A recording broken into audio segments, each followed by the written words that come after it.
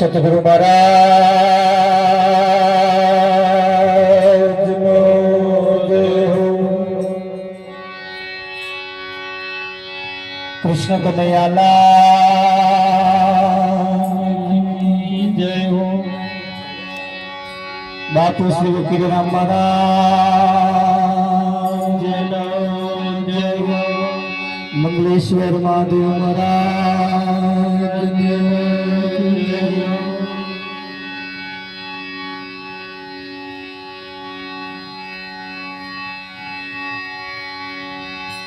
प्रथम नमो गुरुदेव ने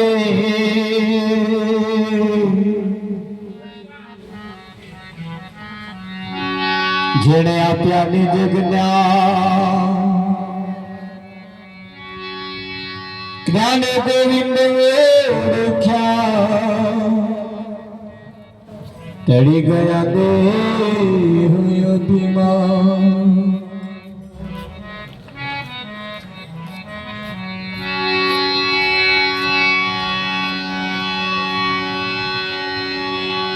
नाम विना कोई नवे तरे बहु सागर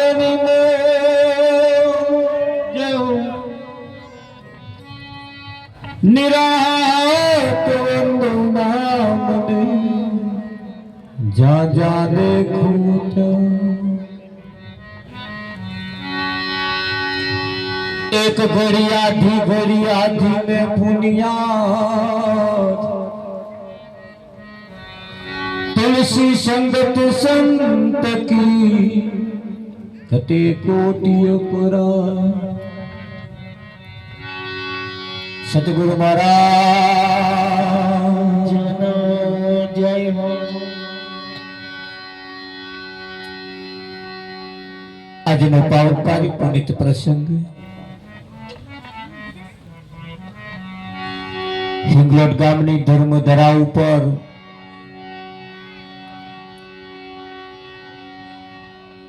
જે નિમિત્તે આજે આપણે કાર્યક્રમ રાખવામાં આવ્યો છે તેને આપણે સારી રીતે જાણીએ છીએ। આવા કાર્યક્રમની અંદર જ્યારે આપણે પધાર્યા હોઈએ ત્યારે આ જીવનની એક તક આવો મોકો વારંવાર મળતો નથી। 3 દિવસનો કાર્યક્રમ ચાલવાનો છે। ગામ કેટલું બધું ભાગ્યશાળી કહેવાય। 3 દિવસ સુધી એ કથાની અંદર તરબોળ રહેવાનું છે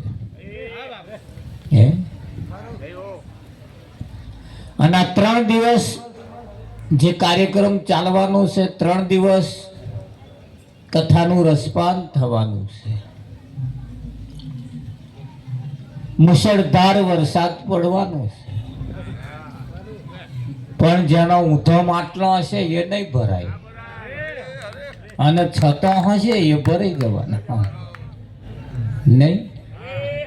ઊંધો માટલો હોય એનો ના ભરાય અને જેનો છતો હશે એ ભરાઈ જવાનો।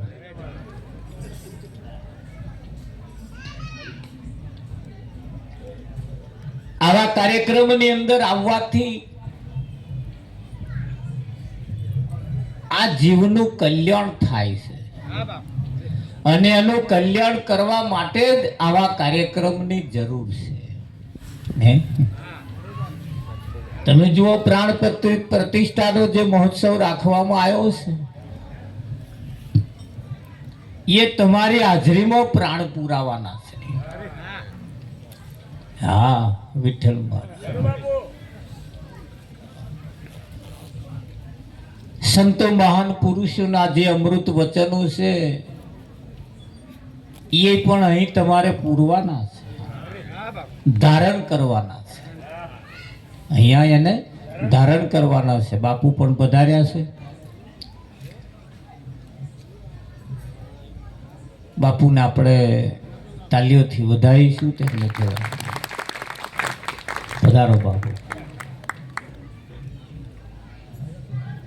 બાપુ પણ તેમનો કિંમતી સમય કાઢી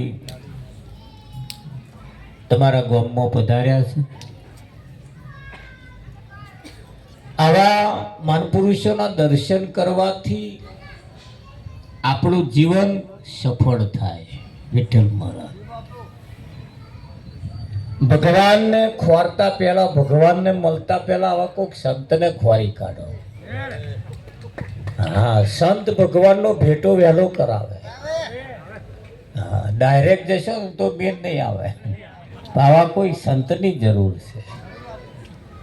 વિઠ્ઠલ મહારાજ અને સંત જો મળી જાય તો આજે જાગતા રહેજો, સાંભળતા રહેજો, જીવનમાં થોડું થોડું ઉતારતા રહેજો. આયા છો તો કંઈક લઈને જજો, મૂકવા જેવું લાગે તો કંઈક મૂકીને જજો, લેવા જેવું લાગે તો કંઈક લઈને જજો. પણ ભસાક ધોન રાખજો, તમારો જૂનો પડી મેલીને કોકનો નવો ના પહેરી દો.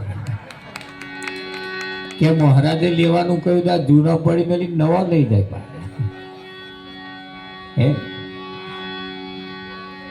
એક તો લેવા વાળા પાછા ગોમ મોર જાય, પાછા વહેલા જાય. એટલે જાગતા રહેજો, સાંભળતા રહેજો. સતગુરુ મહારાજ કૃષ્ણ કનૈયાલાલ કી જય. ये हरिने बजता हजूरे कोई मिला, ये जता નથી જાણી. હરિને બજતા જતા નથી જાણી. હરિને બજતા હજુરે કોઈ મિલા, જતા નથી જાણી. હરિને બજતા હજુરે કોઈ મિલા, જતા નથી જાણી. જેની સુરતા સાંભળિયા બધી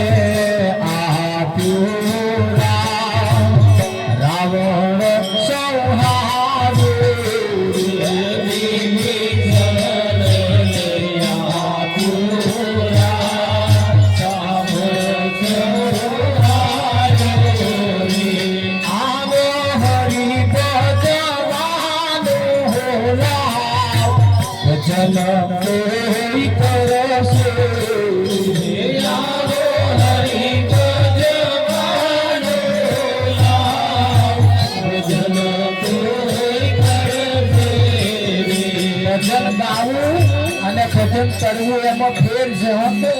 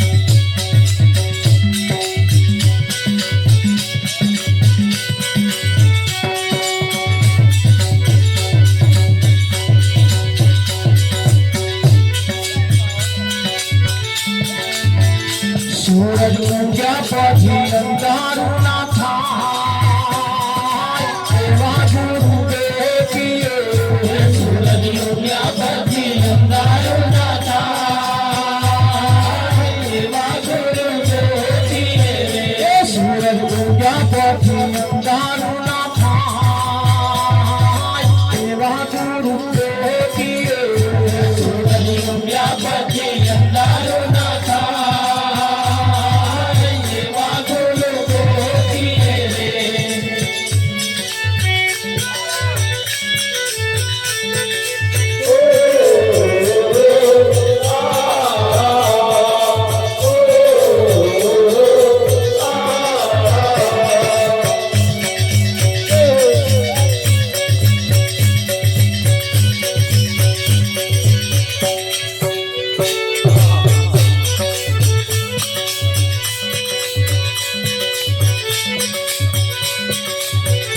પેલા કાગડાએ કોયલ નો સોંગ પેલા કાગડાએ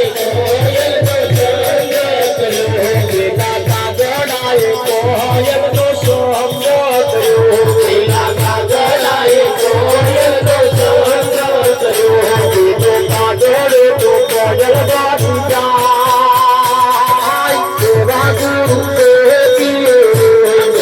કાગડે તો કોયલ ગાડી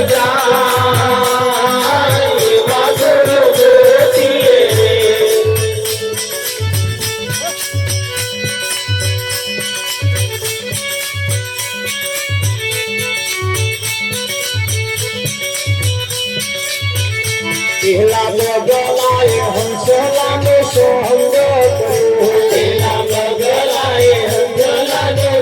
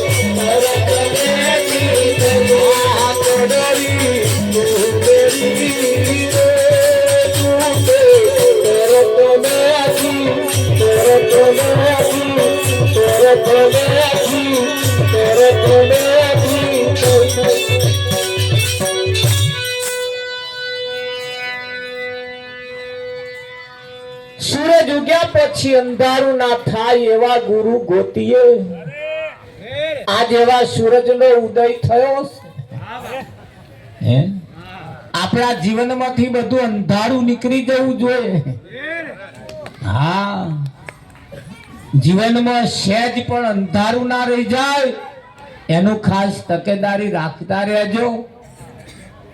અને અંધારું કાઢવા માટે મન પુરુષો પધાર્યા છે, તો બાપુ પધાર્યા છે. આપણે બાપુને વિનંતી કરીએ તેઓ પણ તેમની અમૃતવાણીનો લાભ આપે. સતગુરુ મહારાજનો જય હો.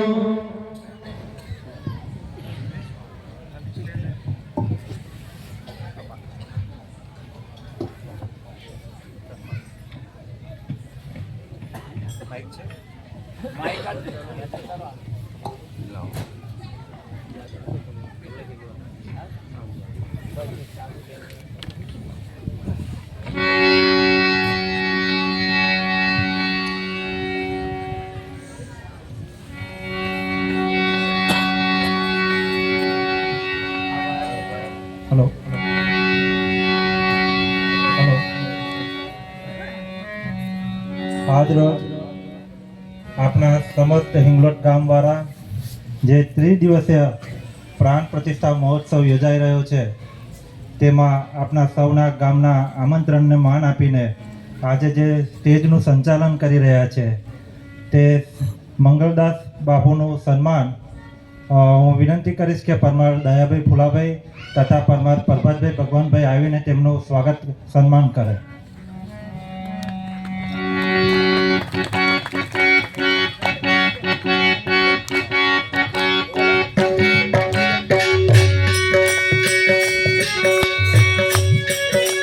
પરમાર પ્રવીણભાઈ લક્ષ્મણભાઈને વિનંતી આવે.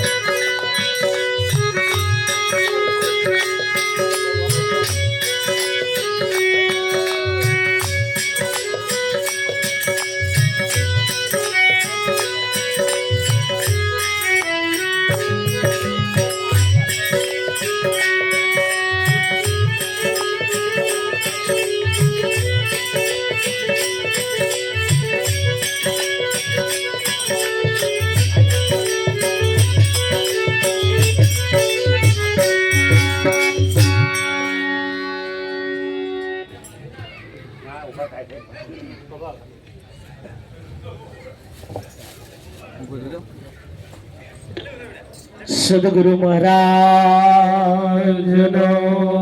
જય હો. સદગુરુ બાપુ મંગળરામ મહારાજનો જય હો.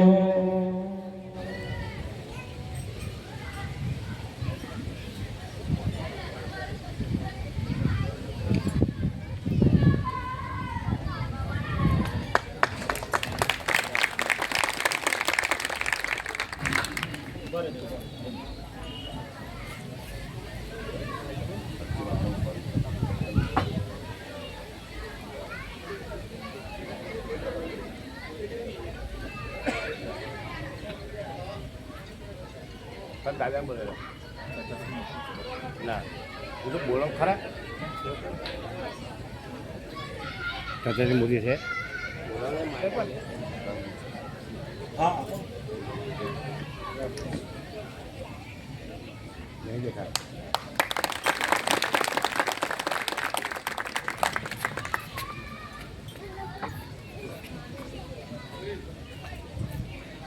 ત્યારબાદ હું ચનવાડાથી પધારેલા શ્રી માનસરોવર દાસ બાપુનું સન્માન કરવા માટે રબારી શંકરભાઈ રેવાભાઈ, ચાવડા હરવતભાઈ અને છત્રસિંહ મોદી સરપંચ હોય તો તે પણ આવે.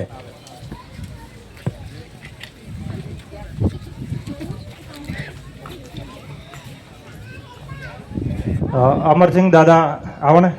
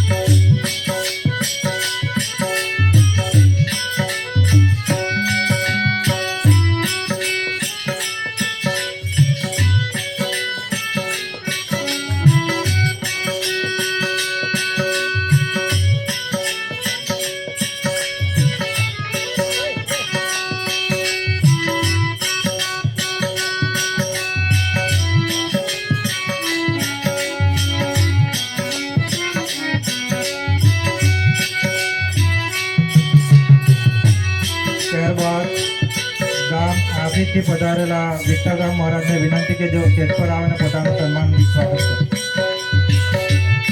પરમાર પૂનમભાઈ ગોરધનભાઈ સ્ટેજ પર આવે.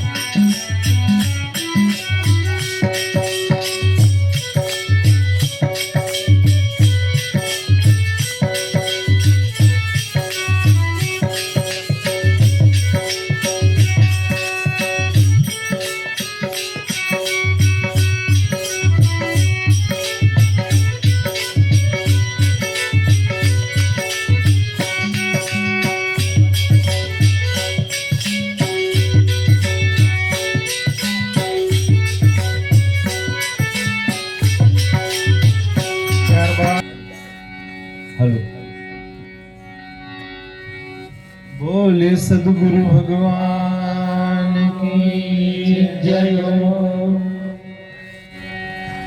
2 મિનિટ માટે પરમાત્મા નામ સંકીર્તન કરીએ. ખૂબ ભાવથી બધા બોલજો મારી સાથે. શ્રી રામ જય રામ જય જય રામ. શ્રી રામ જય રામ જય જય રામ. શ્રી રામ જય રામ જય જય રામ. શ્રી રામ જય રામ જય જય રામ.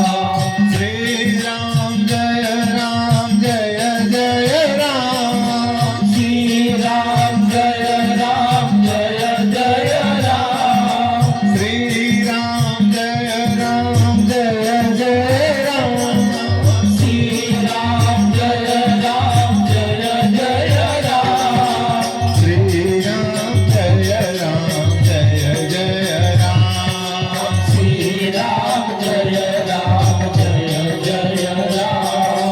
શ્રી રામ જય રામ જય જય રામ. શ્રી રામ જય રામ જય જય રામ. એક ગામની ભાગોળે ગામની બહાર એક માણસ બેઠો હતો. શાંતિથી માણસ બેઠો હતો. બાજુમાંથી એક બીજો માણસ નીકળ્યો, પસાર થતો હતો બીજો માણસ. આ શાંતિથી બેઠેલા માણસને જે પસાર થતો હતો એ થોડોક બળવાન હતો, બળુકો હતો, હાથમાં લાકડી હતી, લઠ. એટલે જે શાંતિથી બેઠો હતો ને એ માણસને વિના કારણે લાકડી મારી. અને લાકડી મારી એટલે ઊભો થઈ ગયો. ઊભો થઈને કે તું, મારો કોઈ વાંક નહીં, મારો કોઈ દોષ નહીં, મારો કોઈ ગુનો નહીં, હું શાંતિથી બેઠો છું, તે કે મને લાકડી મારી. ઊભો રહે કે મારા હાથમાં આવે, આજ તો કે તને પૂરો કરી દો, મારી નાખો. પેલાને લાકડી મારનારને ખબર પડી ગઈ કે હવે આના હાથમાં આજે આવી ગયા તો આજે આપણા રામ રમી જવાના છે, એટલે હવે આમાંથી ગમે તેમ કરીને ભાગી છૂટાય. એટલે 2 હાથની મુઠ્ઠી વાળીને મીંડો દોડવા, મીંડો ભાગવા. લાકડી મારનાર હતો એ આગળ દોડે ને લાકડી પેલો મારનાર જે હતો એ આગળ દોડે ને પેલો પાછળ દોડે. દોડતો દોડતો દોડતો દોડતો ભાગ્યો. એમાં ગામની બહાર ગામની ભાગોળે એક સંતની કુટીર હતી. એક સંત રહેતા હતા. દોડીને એ સંતની કુટીરમાં ઘૂસી ગયો. એટલે સંત કે શું છે ભાઈ, કેમ આમ કે આ શ્વાસ આખી આ ધમણ ચાલે છે, દોડતો દોડતો આવ્યો, શું છે? તો કે એ વાતો બધી પછી કરીશ ગુરુજી, પહેલા મને બચાવી લો.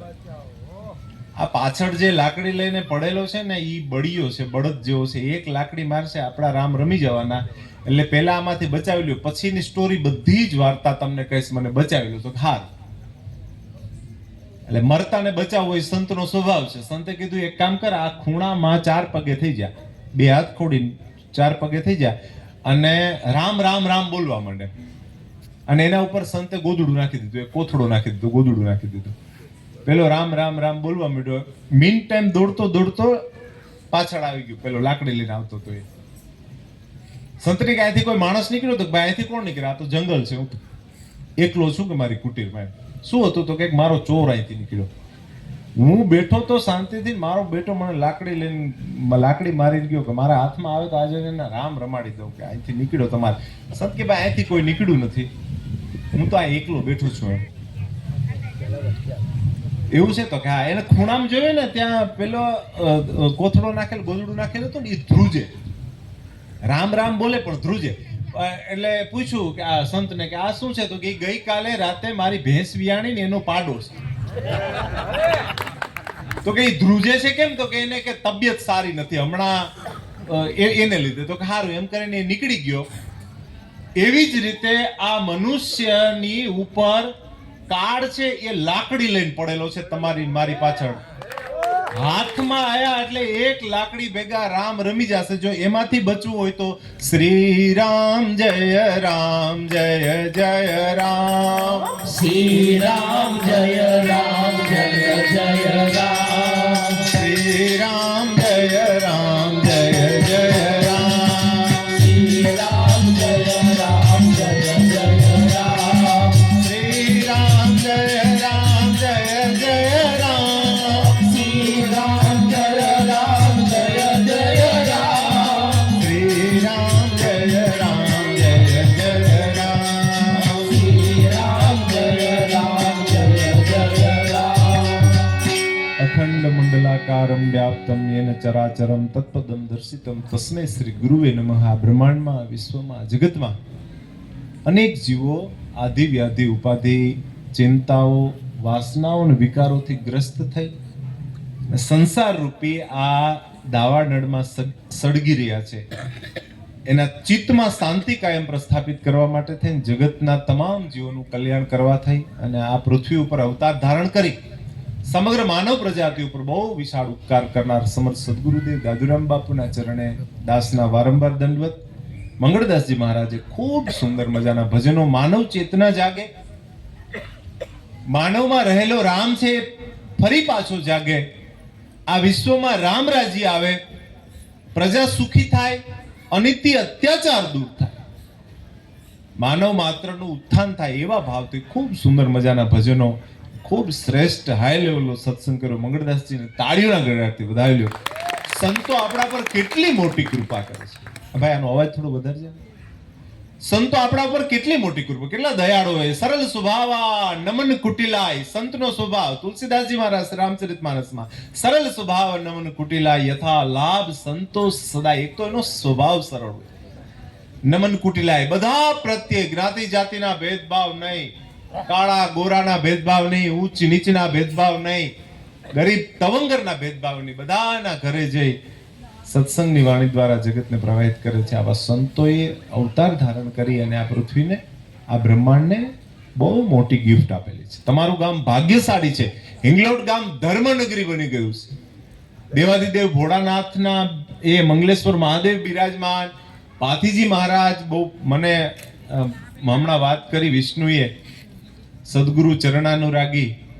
તમે બહુ ભાગ્યશાળી છો કે તમારા ગામને એક યુવાન અને તરવરિયો ક્રાંતિકારી સરપંચ મળેલો છે. એવું સરપંચ, આ ગામનો પ્રથમ નાગરિક. ગામમાં એન્ટર થાય ને, ગામમાં ઘૂસીએ ને એટલે ખબર પડી જાય કે અહીં શું પરિસ્થિતિ હશે ગામની. એટલે ગામનો પ્રથમ નાગરિક સરપંચ તરવરિયો હોય, યુવાન હોય, ઉત્સાહી હોય, ગામનું કલ્યાણ કરી શકે એવો હોય, એવો ધર્મપરાયણ સરપંચ તમને વિષ્ણુભાઈ રબારી પ્રાપ્ત થયા છે. તમે ભાગ્યશાળી છો. રાજ્ય સત્તામાં જ્યારે તેજસ્વી માણસોનું આવાગમન થાય છે ત્યારે રાજસત્તા ધર્મ સત્તા સાથે લઈ અને રાષ્ટ્રનું કલ્યાણ કરી શકે છે.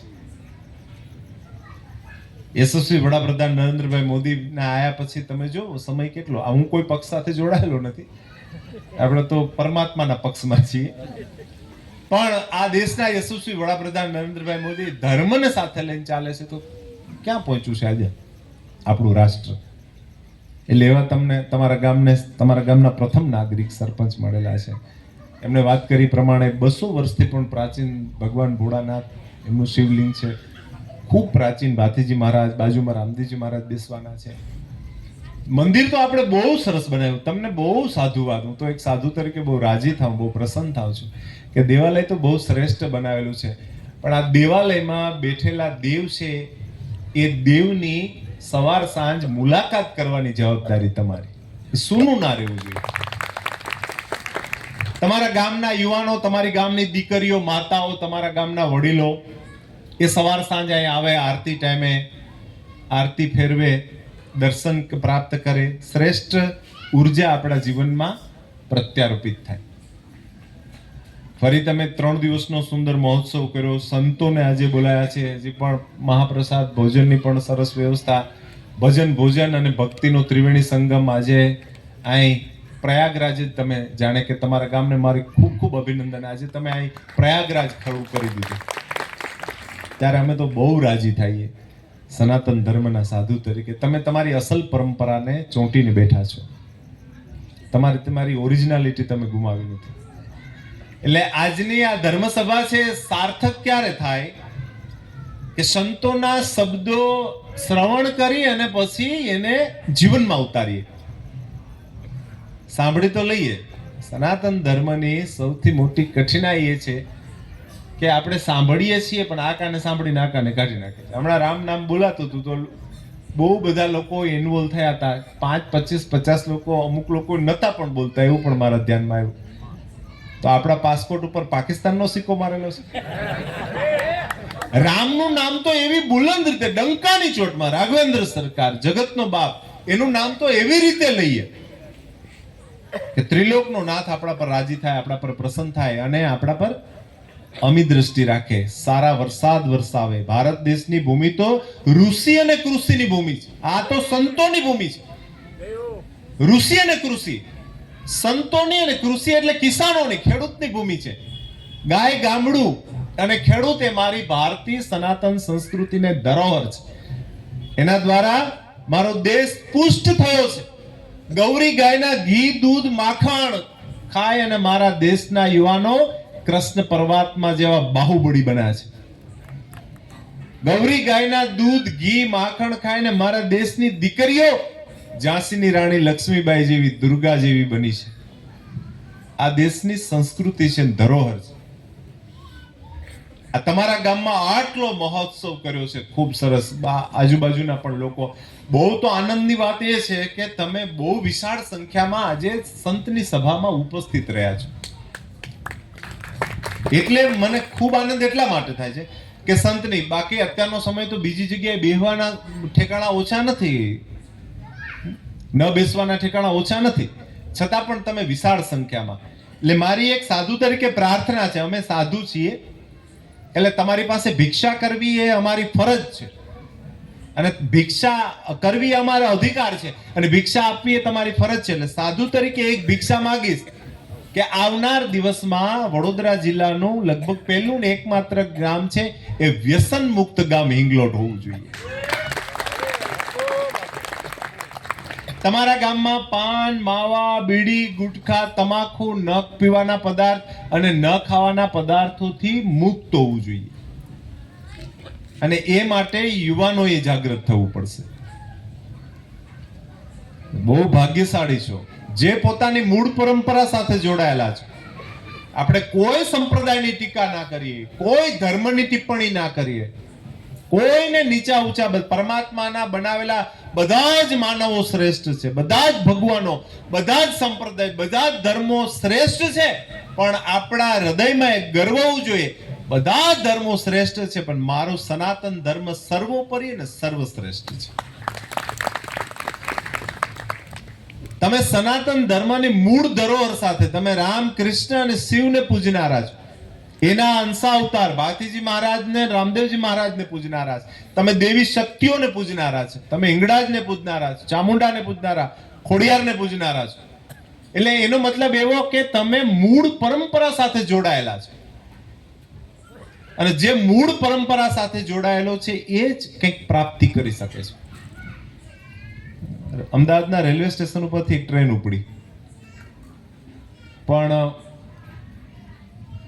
જનારાઓની સંખ્યા એટલી બધી કે ટ્રેન ખીચોખીચ ભરાઈ ગઈ, આખી ટ્રેન ભરાઈ ગઈ, ફૂલ થઈ ગઈ. 4 જણાને જવું હતું, એ પ્લેટફોર્મ પર ઊભા, એને જગ્યા ના મળે એટલે વિલા મોઢા કરીને પ્લેટફોર્મ ઉપર ઊભા. ટ્રેન તો આખી ભરાઈ ગઈ, ફૂલ લોડ થઈ ગઈ, ફૂલ. પેલા 4 જણા ઊભા રહ્યા, હવે અંદર જવાની જગ્યા મળે નહીં. મીન ટાઈમ એ સમયે પ્લેટફોર્મ ઉપર એક માણસ, એક ગઠિયો દોડતો આવ્યો. આવીને કીધું તમારે જવું છે? તો કે હા. આ ટ્રેનમાં જવું? તો કે હા. પણ કે જગ્યા નથી, શું કરીએ? તો કે એ તમારે આ ટ્રેનમાં હું જગ્યા કરી આપું? તો કે આમાં પગ મૂકવાની જગ્યા નથી, સલોસલ ભરેલી છે, કઈ રીતે જગ્યા કરીશ? તો કે એ મારે જોવાનું છે. તમે 4 જણા તમારા ડેસ્ટિનેશન સુધી, એટલે કે તમારા ગંતવ્ય સ્થળ સુધી ઊંઘતા પહોંચી જાય એવી વ્યવસ્થા કરી આપું તો તું જ અમારો ભગવાન. એક વસ્તુ છે કે 400 રૂપિયા લઈશ, તો આપ્યા, પણ અમને જગ્યા કરી આપે. પછી ગઠિયો ગમે તેમ કરીને માથા મારીને અંદર ઘૂસી ગયો. ટ્રેનના ડબ્બામાં ઘૂસ્યા અને અવાજ, મોટા અવાજે માંડ્યો અવાજ કરવા, આ ડબ્બામાં સાપ નીકળ્યો છે, આ ડબ્બામાં સાપ નીકળ્યો, આ ડબ્બામાં સાપ નીકળ્યો. ડબ્બામાં બેઠેલા બધા ઉડુડો કરી નીચે ઉતરી ગયા. આખો ડબ્બો ખાલી થઈ ગયો. પેલા એમ કે બેસી જાઓ, આખો બર્થ ખાલી છે, 4 સીટ શોધી અને ચાદર ઓઢીને ઊંઘી જાઓ અને લાવો 400 રૂપિયા. પેલા 100 રૂપિયા કરીને 400 રૂપિયા આપી દીધા. એ ગઠિયો ત્યાંથી પૈસા લઈને નીકળી ગયો અને પેલા 4 ચાદર ઓઢી અને ઊંઘી ગયા. બરાબર ઘસઘસાટ ઊંઘ આવી ગઈ કે આપણને તો બરાબર જગ્યા મળી ગઈ, આપણે હમણાં પહોંચી જશું. એટલે ઘસઘસાટ ઊંઘી ગયા. 4, 4:30, પોણા 5 જેવું વાગ્યું એટલે પ્લેટફોર્મ પર અવાજ આવ્યો, ગરમ ચાય પકોડી, ગરમ ચાય પકોડી. એટલે ઊંઘમાંથી જાગ્યા. જાગીને આંખો ભૂસતા પ્લેટફોર્મ ઉપર ઉભો હતો ને, એ ભાઈને પૂછ્યું કે કયું સ્ટેશન આવ્યું? પેલો કે અમદાવાદ. અરે કે હોય કઈ? અમદાવાદ થી તો અમે ટ્રેનમાં બેઠા છીએ કે. અને અમદાવાદ? તો કે હા. બન્યું એવું કે આ ડબ્બામાં સાપ નીકળ્યો તો એટલે આ ડબ્બો એન્જિન થી કાપી નાખવામાં આવ્યો, ડિસ્કનેક્ટ કરી નાખ્યો. આ ડબ્બાને એન્જિન થી ડિસ્કનેક્ટ આપવાનું, એટલે જ્યાંના ત્યાં રહ્યા એમ. જો તમે તમારી ઓરિજિનલ પરંપરાથી ડિસ્કનેક્ટ થઈ જશો તો જ્યાં પહોંચવાનું છે ત્યાં નહીં પહોંચો. તમને લોભ આપવા માટે, તમને લાલચ આપવા માટે, તમને ધમકાવવા માટે, તમને ફોસલા માટે કેટલાય ગઠિયાઓ આવશે, પણ જોજો ખોટા ડબ્બામાં ચડી ન જતા. મને આનંદ છે કે તમે તમારી ઓરિજિનલ પરંપરા સાથે જોડાયેલા છો. તમારું જીવન ઘી, દૂધ, માખણથી તૃપ્ત હોવું જોઈએ. તમારા મોઢામાં ન પીવાના, ન ખાવાના પદાર્થો ના હોવા જોઈએ. તમારો કોઠો ન ખાવાના પદાર્થોથી અને ન પીવાના પદાર્થોથી ક્યારેય અભડાયેલો ના હોય. તમે શૌર્ય અને ક્રાંતિની વરેલી પ્રજા છો. તમે પાથીજી મહારાજના વંશજ છો, તમે રામદેવજી મહારાજના વંશજ છો, તમે છત્રપતિ શિવાજી મહારાજના વંશજ છો, તમે મહારાણા પ્રતાપના વંશજ છો, તમે ઝાંસીની રાણી લક્ષ્મીબાઈના વંશજ છો. તમારા પૂર્વજો વીર હતા, તાકાતવાન હતા. તમારા પૂર્વજો નારી શક્તિનું સન્માન કરનારા હતા. ડંકાની ચોટ ઉપર કહું છું, દુનિયામાં બહુ બધા ધર્મો છે, બહુ બધા સંપ્રદાયો છે, પણ વિશ્વનો એકમાત્ર એવો ધર્મ કે જેમાં ફિમેલને એટલે સ્ત્રીને પણ શક્તિ તરીકે પૂજવામાં આવે છે. આપણા દેશમાં સ્ત્રીને પણ માતૃશક્તિનું પણ પૂજન કરવામાં. આનાથી મોટું સન્માન સ્ત્રી શક્તિનું બીજું જગતમાં કયું હોઈ શકે? એટલે તમે તમારી ઓરિજિનલ પરંપરા સાથે જોડાયેલા, અને આ પરંપરા સાથે ક્યાં સુધી જોડાયેલા રહેશો? તમારી બ્લડ લાઈન ઓરિજિનલ રહેશે ત્યાં સુધી, તમારું બ્લડ ગ્રુપ ઓરિજિનલ રહેશે ત્યાં સુધી જોડાયેલા રહેશો. એટલે તમારામાં આહાર સંયમ હોવો જોઈએ. જેનામાં આહાર સંયમ છે એના વિચારો શ્રેષ્ઠ થાય, વિચાર સંયમ આવે. જેના વિચારો શ્રેષ્ઠ થાય એનો વ્યવહાર શ્રેષ્ઠ, એટલે વ્યવહાર સંયમ આવે. અને જેનો વ્યવહાર સારો એનો જગતમાં જય જયકાર. માણસનો વ્યવહાર, તમે કોઈને ઘરે આપણે હગું થવા જવાનું હોય, વેવાયકું કરવાનું કે એવું કઈ કરવાનું હોય, અમારે તો એવું કઈ કરવાનું હોય નહીં, પણ તમારે કરવાનું હોય. એટલે એ કરવાનું હોય તો આપણે ત્યાં જોવા માટે જઈએ કે માણસો કેવા છે, એની રહેણી કરણી કેવી છે, એની ચાલ ચલગત કેવી છે, એનો પરિવાર કેવો, પછી આપણે એના સગા થાય. એટલે મતલબ એનો વ્યવહાર જોવામાં આવે. એક ભાઈ દોડતો આવ્યો, ભાઈ મને 100 રૂપિયા આપો ને. માગ્યા, મને કે 100 રૂપિયા આપો ને. તો પેલો કે હું તમને ઓળખતો નથી, તો કે ઓળખોય કોઈ આપતું નથી.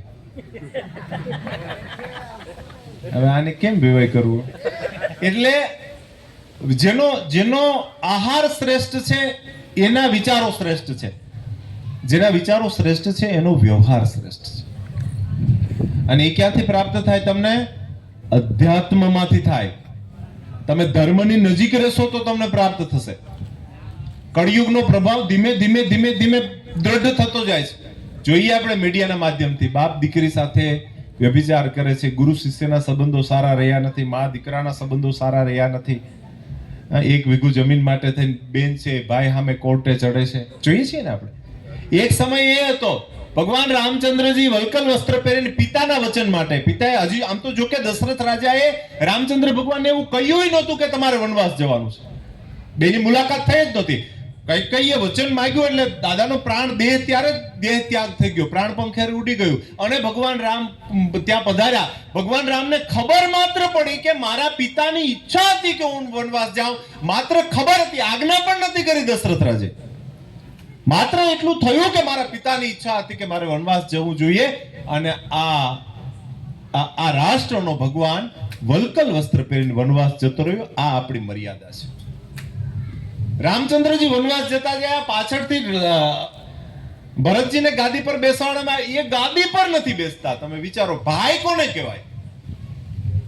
ભાઈનો ત્યાગ અને સમર્પણ કેવા હોય?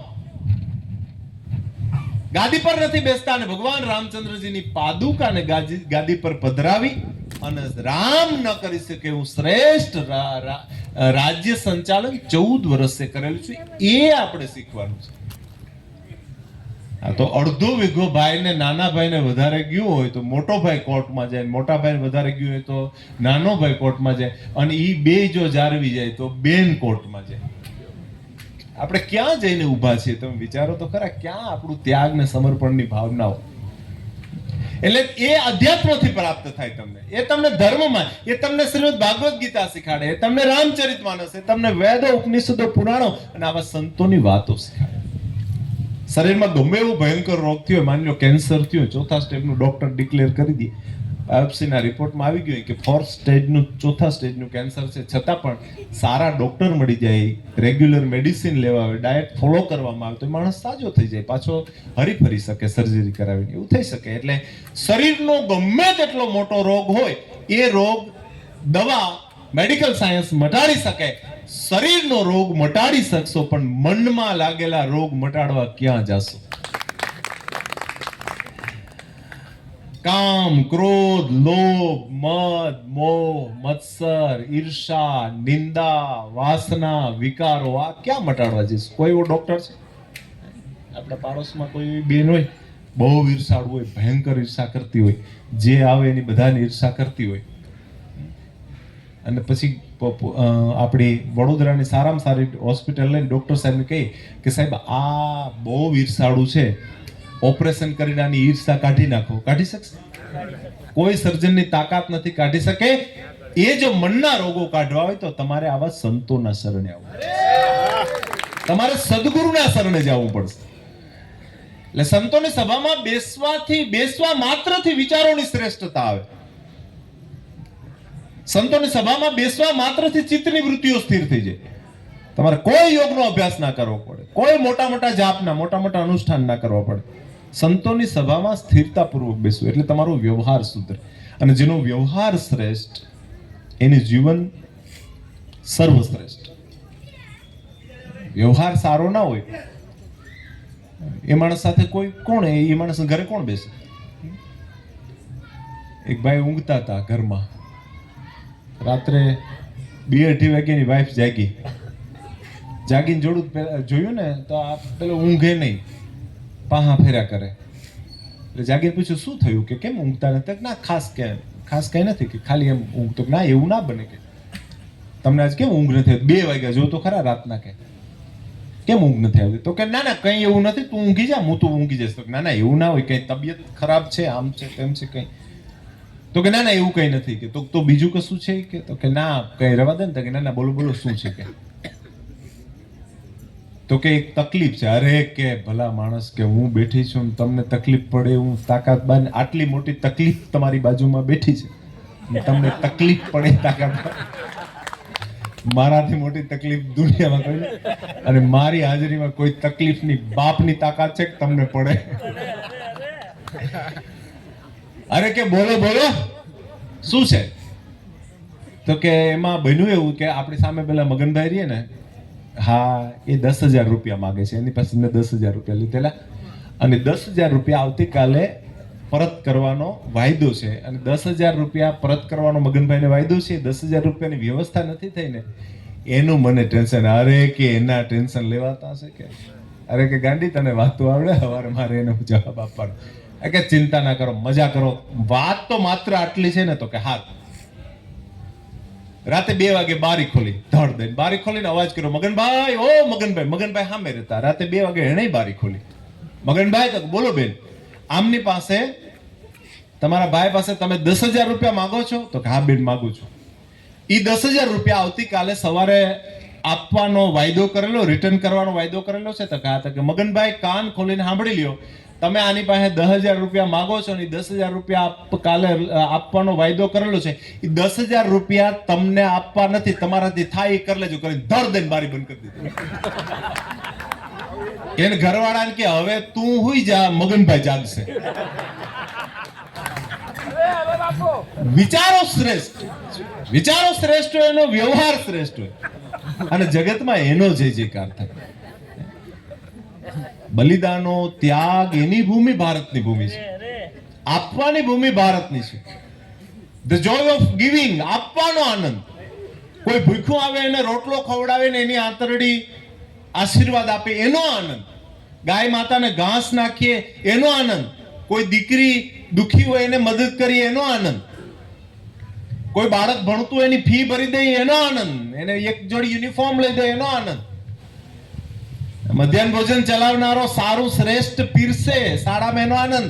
આંગણવાડી વાળી બેન આવી હોય તો સાંભળજો, જે ચણા મમરા આવે છે શેકીને બાળકોને ખવડાવે, પોતાનું પેટ ન ભરે એનો આનંદ. તો રાષ્ટ્રનો વિકાસ થાય, તો રાષ્ટ્રની ઉન્નતિ થાય. ખાલી વાતો કરવાથી રાષ્ટ્રની ઉન્નતિ ના થાય. જોય ઓફ ગિવિંગ, આપવાનો આનંદ. ગામમાંથી કોઈ એકાદ દીકરો સૈન્યમાં હોય, ફોર્સમાં હોય, એનું સન્માન થતું હોય, શિક્ષકોનું સન્માન થતું હોય, શિક્ષકો સમયસર શાળાએ આવીને બાળકોને ભણાવતા હોય, તો આવનારી પેઢી શ્રેષ્ઠ બને, તો આવનારી પેઢી સંસ્કાર અને સંસ્કૃતિથી યુક્ત બને. અને હવે પછીના સમયમાં બીજું બધું જ ઇઝી અવેલેબલ. એઆઈ નો જમાનો આવી ગયો, આર્ટિફિશિયલ ઇન્ટેલિજન્સ. અત્યારનો સમય એ સર્વશ્રેષ્ઠ સમય, ટેકનોલોજીનો સમય આવી ગયો. મોબાઈલ નામનું ઇન્સ્ટ્રુમેન્ટ 10 વર્ષથી આપણા હાથમાં આવ્યું, એની પહેલા કલ્પના પણ નથી કરેલી. ને મોબાઈલે દુનિયાને મુઠ્ઠીમાં કરી લીધી. ક્ષણમાં આપણી પાસે સારા સમાચારો આવી જાય, સારી વાત આવી જાય, પણ એનો સદુપયોગ કરતા આવડે તો. એટલે અહીં બેઠેલા મા બાપ છે, એને મારી એક પ્રાર્થના છે સાધુ તરીકે. અહીં બેઠેલી જે માતાઓ છે એને ખાસ, તમારી દીકરીને સારામાં સારો મોબાઈલ આપો. આઈફોનની બેસ્ટ ઓપરેટિંગ સિસ્ટમનો અત્યારે જે ચાલે છે એ આપો. એનાથી વંચિત ના રાખો. તમારી તાકાત હોય એટલો આપો. ટેકનોલોજીથી વંચિત રાખી જ ના શકાય, ટેકનોલોજીથી યુક્ત કરવા જોઈએ. પણ એ મોબાઈલમાં તમારી દીકરી કોની સાથે ચેટ કરે છે, કોની સાથે વાત કરે છે, એના ચેટ લિસ્ટમાં કોણ છે, એની ફોન બુકમાં કોણ છે, એટલું જો તમે સુપરવિઝન કરી શકો, એટલું ધ્યાન આપી શકો તો તમે તમારી દીકરીને મોબાઈલ આપો.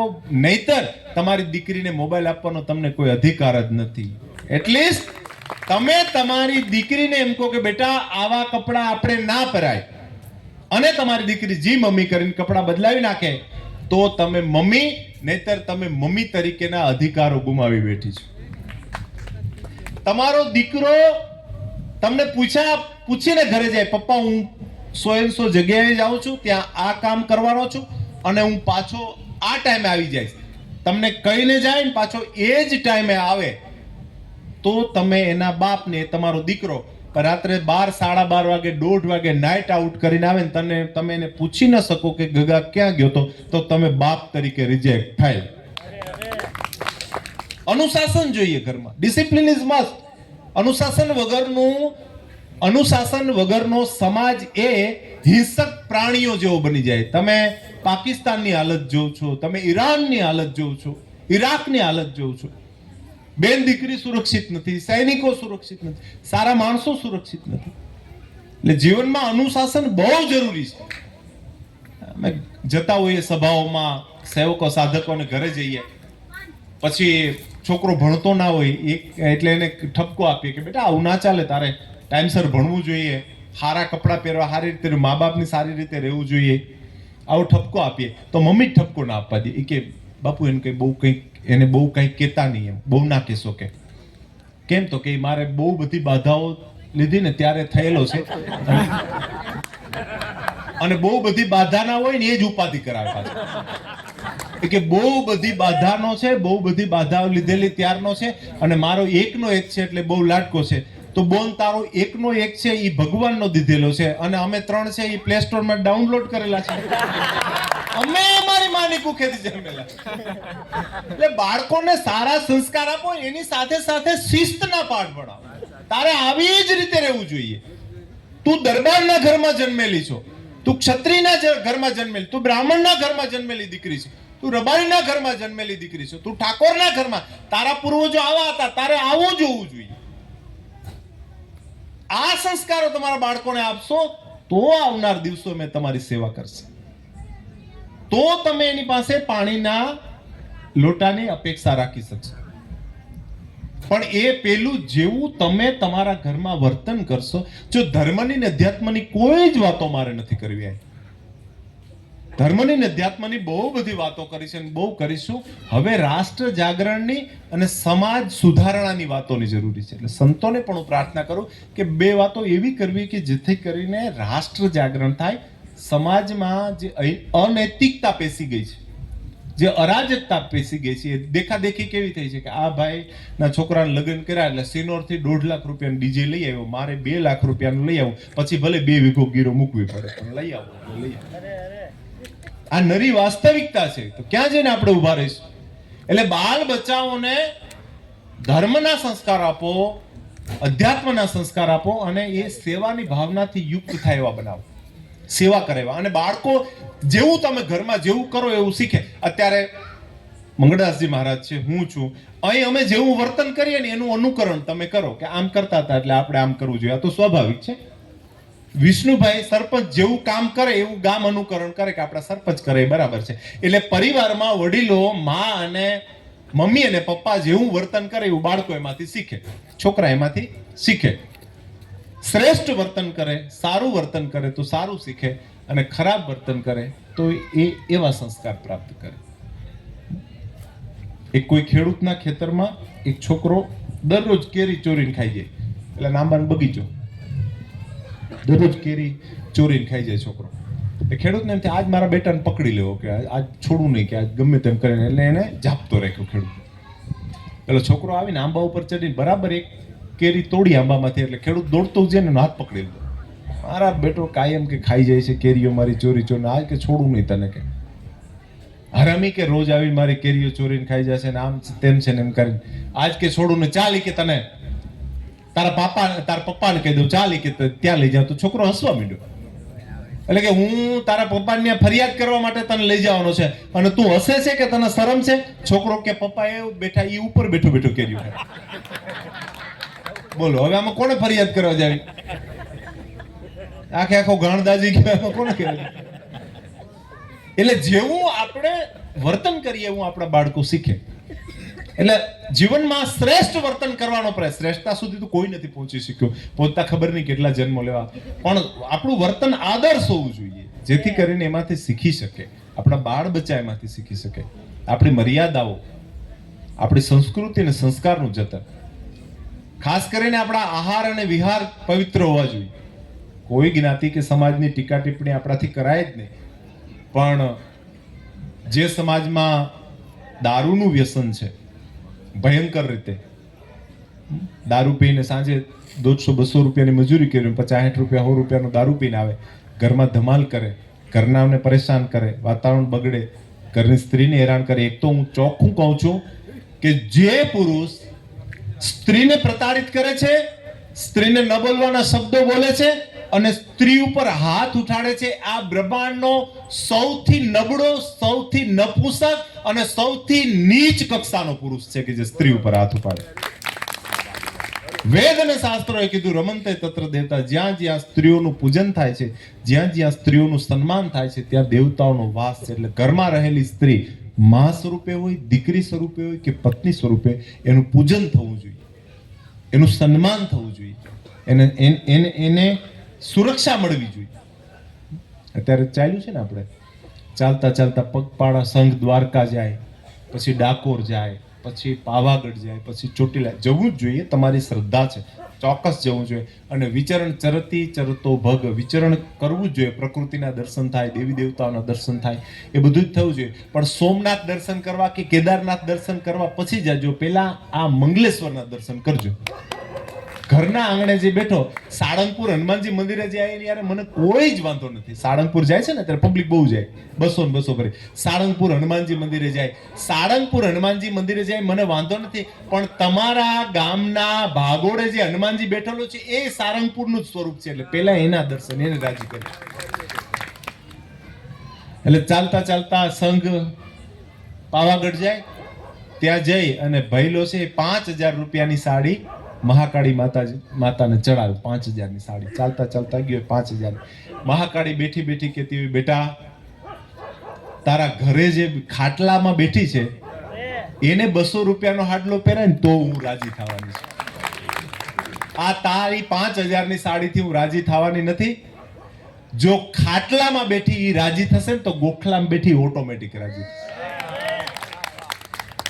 મા બાપને હું સન્માન કરો, સ્ત્રીનું સન્માન, દીકરીનું સન્માન કરો.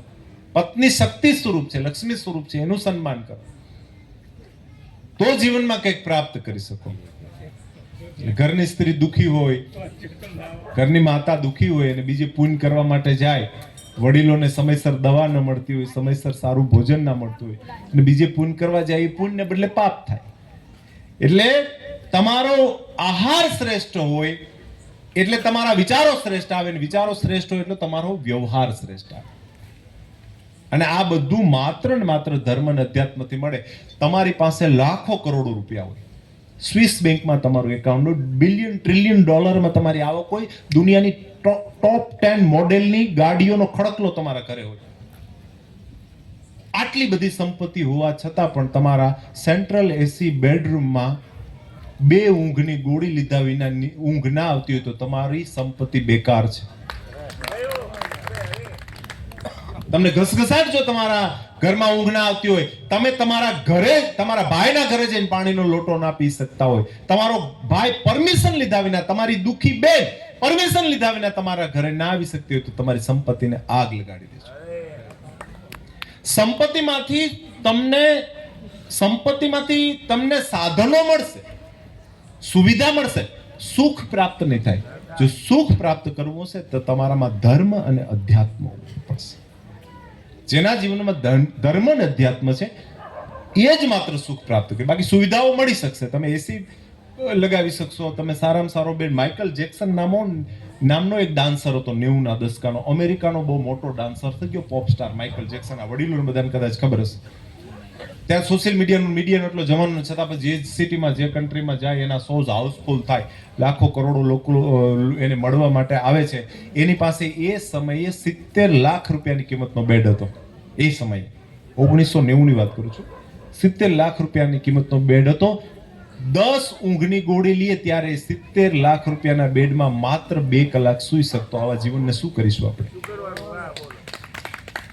જીવન સંત જેવું હોવું જોઈએ.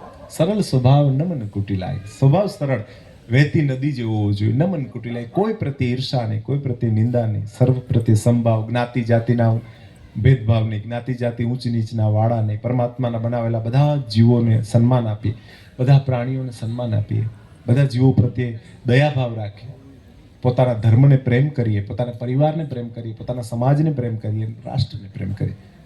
તો માણસનું જીવન એ શ્રેષ્ઠ જીવન.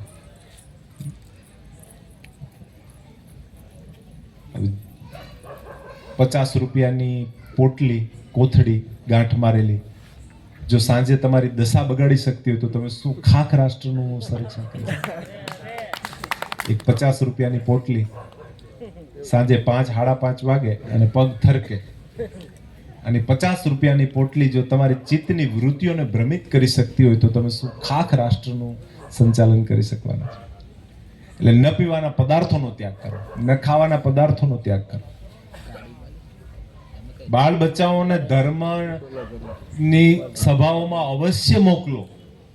હું તો એવું કહું છું, અઠવાડિયામાં એકાદ વખત કોઈ પણ એક ધાર્મિક જગ્યામાં આખો દિવસ સેવા કરવા માટે મોકલો.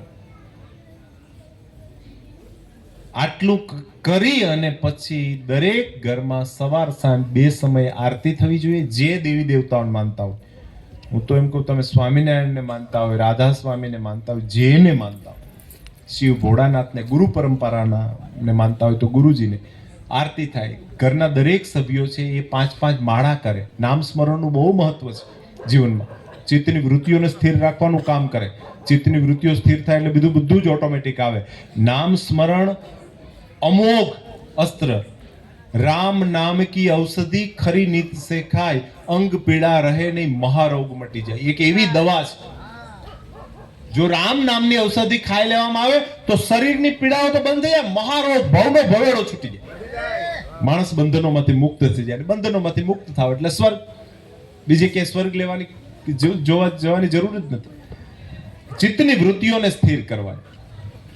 એના માટે શું કરવાનું? આખો દિવસ નામ સ્મરણ કરવાનું. આખો દિવસ કામ કરતા કરતા. ખેડૂત છે, ખેતરમાં ટ્રેક્ટર ચલાવતા ચલાવતા શ્રી રામ જય રામ જય જય રામ, ઓમ નમઃ શિવાય, ઓમ નમો ભગવતે, સદગુરુદેવ ભ્યો નમઃ, જે ફાવે બોલતો જાય. બેનો છે રસોઈ કરતા કરતા, રોટલા કરતા કરતા શ્રી રામ જય રામ બોલે એટલે એ મંત્ર છે એ આ રોટલામાં પ્રવાહિત થાય. એ રોટલો જેના પેટમાં જાય એના તમામ ઉત્પાતો શાંત થઈ જાય, પ્રસાદ બની જાય. રસોઈ કરતા કરતા, અને રસોઈ કકડાટ કરતા કરતા રસોઈ કરો તો પહેલાની હાલત કેવી થાય તમને બધાને ખબર છે. હરતા ફરતા પરમાત્માનું, ભગવાનનું નામ. તમને એવું થાય કે તમે તો કઈ સંસાર માંડ્યો નથી, એટલે અમે તો કઈ એવું કરેલું નથી, એટલે કે તમારે તો કઈ કામ ન હોય એટલે તમે રામ નામ હરતા ફરતા કરી શકો. અમે તો બધા ગ્રહસ્થ આત્માઓ, અમારે શું કરવાનું? તમારે હરતા ફરતા કામ કરતા કરતા, ભગવાન કૃષ્ણ પરમાત્માએ જે કર્મનો સિદ્ધાંત, ધ રૂલ્સ ઓફ કર્મ આપેલો છે શ્રીમદ ભાગવત ગીતામાં, હરતા ફરતા કામકાજ કરતા કરતા. એક ભાઈએ સાંજે મજૂરીએથી, કારખાનેથી આવી, ફેક્ટરીએથી આવીને એની ઘરવાળીને, એની પત્નીને એ કે મારે મહારાજ બની જવું છે, કે સંસાર છોડી દેવો. પેલી કે કેમ? કે તો કે નહીં, કે હું થાકી ગયો છું, હું કંટાળી ગયો. અને એના થાકવાન કંટાળવા કરતા કે મને વૈરાગ ઉત્પન્ન થયો છે, વૈરાગ્ય ઉત્પન્ન થયો છે, મારે વૈરાગ્યના રસ્તે જતું રહેવું, મારે ગિરનારમાં જતું રહેવું, મારે સંસારનો ત્યાગ કરી દેવો. એટલે એની વાઈફ હતી, બેન હતી, સારા ઘરની, સમજદારી, કે એવું કંઈ કરાય નહીં. આપણે નાના નાના 5 બાળ બચ્ચા છે, આપણું ગુજરાન સરસ ચાલે છે, તમે કે થાકેલા છો, લો તમને કે ચાની એક રકાબી કરી દો, શાંતિથી બેસો ને, કે હમણાં ખીચડીનું શાક થાય, ખાઈને ઊંઘી જાવ એટલે તમારો વૈરાગ ઉતરી જાય છે. મને ખબર છે તમને અઠવાડિયામાં 3 વખત વૈરાગ્યના એટેક આવે છે, કે 35 વર્ષથી તમારી સાથે રહું છું. એટલે કે નહીં, મુझे जोगी बनी जाना है, जंगल चले जाना है, ભિક્ષા દે દે, ભિક્ષા દે દે મૈયા. તો કે મૈયા વાળી નો થાય, બે ચાર આખું ગામ સાંભળે છે. ગોકીરો કરમાં થોડી ઘણી આબરૂ છે એ કાઢવા બેઠો છો તું. સાથે ઊંચા અવાજે નવા બાવા ભભૂતિ વધારે લગાડે અને નવા ભુવા ધૂણે વધારે. મૈયા ભિક્ષાન દે દે, મૈયા ભિક્ષાન દે દે. મારે કે જોગી બની જાવ.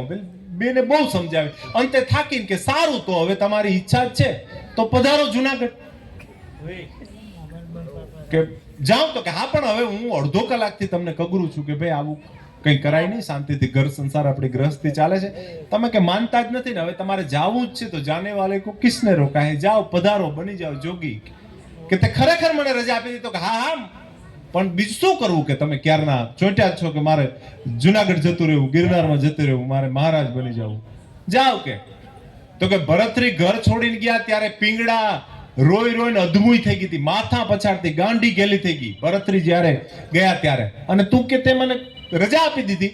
પેલી બેને બહુ સરસ જવાબ આપ્યો કે મારા સ્વામી, મારા ભરથાર, મારા ભગવાન, ભરતરી હજારો હાથી, લાખો ઘોડા, 12 લાખ માળવો અને ભર્યો ભંડાર છોડીને જાતો, એટલે પિંગલા રડતી, અને તારે બદલાવા બીજો લેંઘોય નથી. તને રોકીને કરવું શું કે લુખેસ જટ જા કે. એટલે તમારો વ્યવહાર શ્રેષ્ઠ હોય, અને એ વ્યવહાર તમને તમારા આહારમાંથી મળે, આહારમાંથી વિચારો શ્રેષ્ઠ થાય. આજની સભામાં એ ઉપસ્થિત રહેવાનું તો ખાસ કરીને સદગુરુ ચરણાનુરાગી અમારું બાળક એટલે વિષ્ણુ, એમનો ભાવ, એમનો આગ્રહ. આની 15 દિવસ પહેલા પણ મારે અહીં આવવાનું થયેલું. અને બીજું પણ તમને એક જાહેર આમંત્રણ આપું છું. 29/3/2026 થી 2/4/2026 ચૈત્રી 11 થી પૂનમ 5 દિવસનો ચનવાડા ધામ, તાલુકો ડભોઈ, જિલ્લો વડોદરા, આ આપણા આશ્રમે 151 કુંડીનો 5 દિવસનો શિવ અતિરુદ્ર મહાયાગ છે. એમાં હજારોની સંખ્યામાં શ્રાવકજનો, ભાવિકો આવશે, સંતો પધારશે. કાશી, બનારસ, અયોધ્યાજી, નેપાળ, હિમાલયથી સંતો પધારશે. એ સંત દર્શન કરવા માટે અને યજ્ઞ નારાયણના દર્શન કરવા માટે પધારવા માટે તમને બધાને ભાવથી મહારાજશ્રીને આમંત્રણ આપું. અહીં સંતો બેઠા અને તમને બધાને તો તમારે સૌએ પધારવાનું છે. આજના દિવસે તમારા ગામમાં આવવાનું થયું, તમારા સૌના દર્શનનું સૌભાગ્ય, સંતોની વાણી સાંભળવાનું સૌભાગ્ય મળ્યું. અને મારા પામરના નસીબમાં આવા મહાન સંતોની વાણી સાંભળવાનું સૌભાગ્ય ક્યાંથી આવે? એટલે એનું સૌભાગ્ય મળ્યું. અને જે આ દેશના મહાપુરુષો, ઋષિ મુનિઓ જે કંઈ જ્ઞાનની સરવાણી મૂકી ગયા છે, એ 2 શબ્દો પીરસવાનું. અહીં રજૂ કરેલું જ્ઞાન કોઈ મારું પ્રાઇવેટ જ્ઞાન નથી. એ આપણામાં એવું કોઈ સામર્થ્ય નથી કે આપણે હજારો લોકોની વચ્ચે 2 શબ્દો બોલી શકીએ, પણ સદગુરુની કૃપા અને ભોળાનાથના આશીર્વાદથી 2 શબ્દો તમારી વચ્ચે મૂકવાનું સૌભાગ્ય મળેલું છે. અને તમે એક સંતના 2 શબ્દોને સન્માન આપ્યું, એ બદલ પરમ કૃપાળુ પરમાત્મા તમારું કલ્યાણ કરે. જય જયકાર બોલાવીને મારા 4 શબ્દોને વિરામ આપી. બોલે સદગુરુ ભગવાન મંગલેશ્વર મહાદેવ સનાતન ગૌ માત ભારત માં હરિઓમ નમઃ. પાર્વતી પતિ હર હર મહાદેવ.